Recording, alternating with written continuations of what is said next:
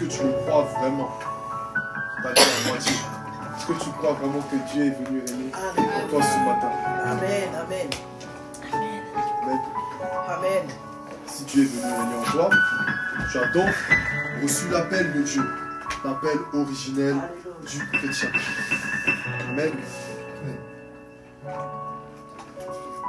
Nous allons passer à la Sainte Seine. Amen.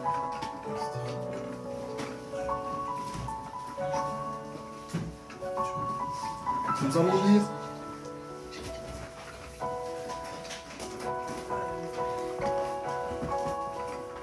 Ézéchiel chapitre 10. Alléluia.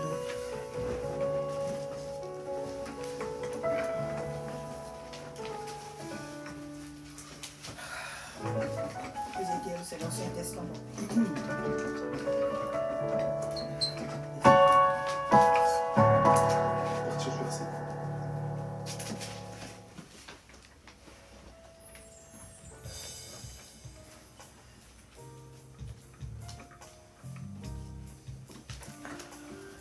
Nous allons plutôt lire, excusez-moi, Ézéchiel 11 à partir du verset 6. Ézéchiel 11, excusez-moi. Nous y sommes. Amen, je lis la parole de Dieu. Ézéchiel 11 à partir du verset 6 dit: Vous avez multiplié les meurtres dans cette ville. Vous avez rempli les rues de cadavres. C'est pourquoi ainsi parle le Seigneur l'Éternel. Vos morts que vous avez étendus au milieu d'elles, c'est la viande, et elle, c'est la chaudière. Mais vous, on vous en fera sortir.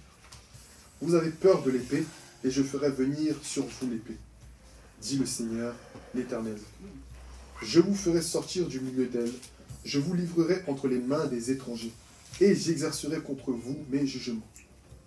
Vous tomberez par l'épée, je vous jugerai sur la frontière d'Israël, et vous saurez que je suis l'Éternel. Amen. Amen.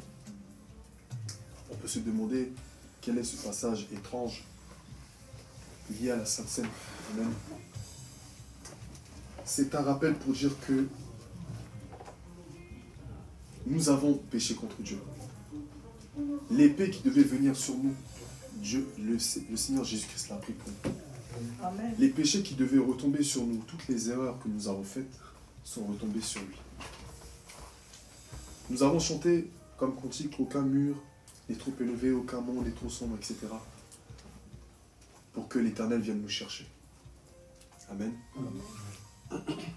C'est pour toutes ces raisons que l'Éternel Dieu a donné son Fils Jésus pour nous. Toutes les raisons qui faisaient et qui auraient pu être utilisées contre nous pour nous envoyer à la mort, ces raisons-là sont nulles et sans effet aujourd'hui. Parce que l'Éternel Dieu a donné son Fils Jésus. Amen. Vous savez, je ne sais pas exactement honnêtement quel est le verset qui dit ça, mais c'est écrit dans la Bible: le salaire du péché, c'est la mort. Ce qui veut dire que, dans la logique, lorsque tu pêches, l'ennemi a le droit de t'attaquer, l'ennemi a le droit de porter la main sur toi, l'ennemi a le droit d'envoyer une attaque contre toi qui t'envoie à la mort. Je suis désolé, ça peut choquer, mais le salaire du péché, comme la Bible dit, c'est la mort. Amen. Donc celui qui pêche mérite la mort. On est d'accord sur ça? Amen.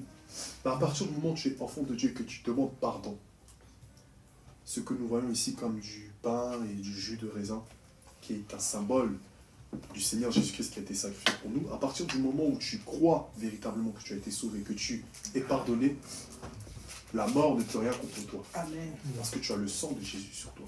Alléluia. Tu as le sang de Jésus en toi.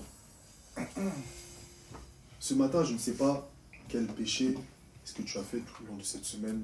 Nous péchons, nous sommes des êtres humains, n'oublions pas. Lors du culte dernier, nous avons vu que la chair sera toujours forcée de commettre les désirs tout simplement de la chair.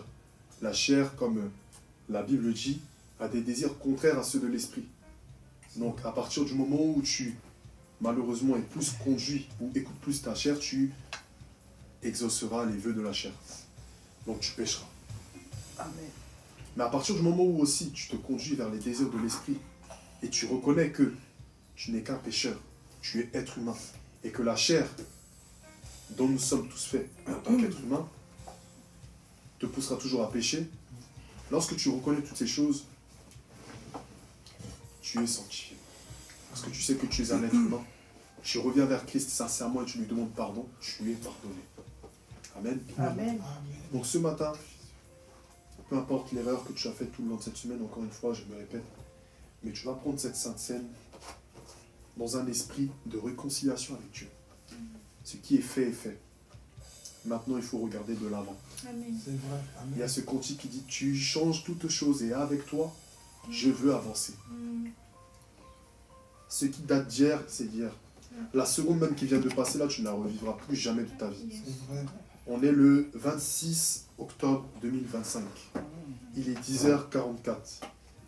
Il va être 10h45, 10h44 que tu as vécu aujourd'hui, tu ne le verras plus jamais de ta vie. C'est ça. Le temps passe et ne laissons pas l'ennemi nous culpabiliser sur les choses qui sont passées. Amen. C'est passé, c'est passé. Regardons en avant.